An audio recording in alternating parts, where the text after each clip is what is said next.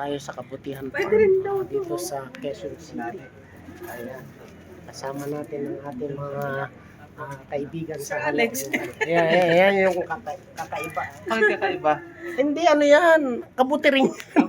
Nakakain niya? Oo! Sabi ko, bakit? Baka mamaya. Golden nga eh. Ang ganda oh. Ang ganda niya, no? Umano ka, lakay. Ayan. Ang ganda.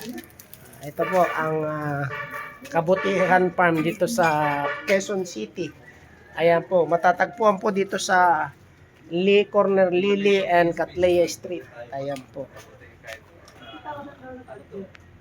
Ayan po ang Kabutihan Farm. Pwede tayo mag-set up event dyan Ayan. sa inyo. Tapos, nagpe-present kami. Tutor natin dito.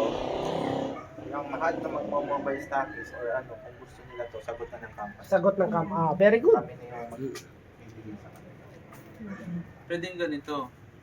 Yung patanim system. Dito, alam mo, may investor. Dito natin yan. Bali, shoulder na ng company kung magmo-mobile stockies.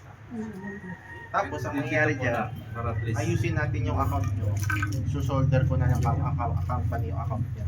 In-code natin. Lahat ng papasok, in-code natin under your structure. Ayun, Very good. Very Yun good. nga lang, wala siyang kasama to. Kasi yung token, sa kanya na lang i-goal kapag may mga pumasok. Pag meron kaming nakapasok. Mga project. Kasi limited lang kasi yung token. Mm. Tapos yung token na yun, kami na ang nagpapap ng babal, bibigay ng ban. So lahat ng pumapasok na sale sa amin, direct na dun sa pinaka-backup ng token. Kaya tumatas. Ang Yun galing. yung pinaka-main purpose kung bakit kami nag-create ng isang MLM. Okay.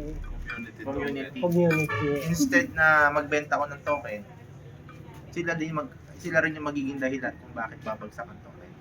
Ayan. So kaya ang ginawa ko, nag-create ako ng token, nag-create ako ng MLM. Doon ako mag-create ng community. Yung kita nun, ako maglalagay doon sa liquidity. Yes. At yung token, ibigay ko sa kanila ng libre. Libre. Wala silang access. Wala silang. Pero, tataas yung price. Tata.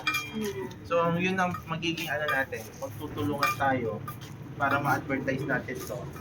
I-present natin sa lahat ng community yung kagandahan ng project din namin at bakit sila bibili ng stockies. Stockies. At least may negosyo na sila, lahat ng package sa kanila bibili, may mga benefits, lahat na nagiging partnership namin may benefits sila, Yeah. including yung bigas. Kasi may partnership kami, Ah, bigas okay. din.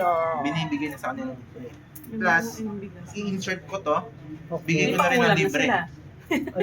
Bigay ko na doon as package. May bigas na, may Benefits. pangulam pa. At least, start sila sa maliit, Sa palaki maliit. ng palaki. Very good. Ito lang yung farm dito sa CR. Oo nga eh. Pag palang tola pa kami nabalitaan dyan sa labas. Pwede pala sa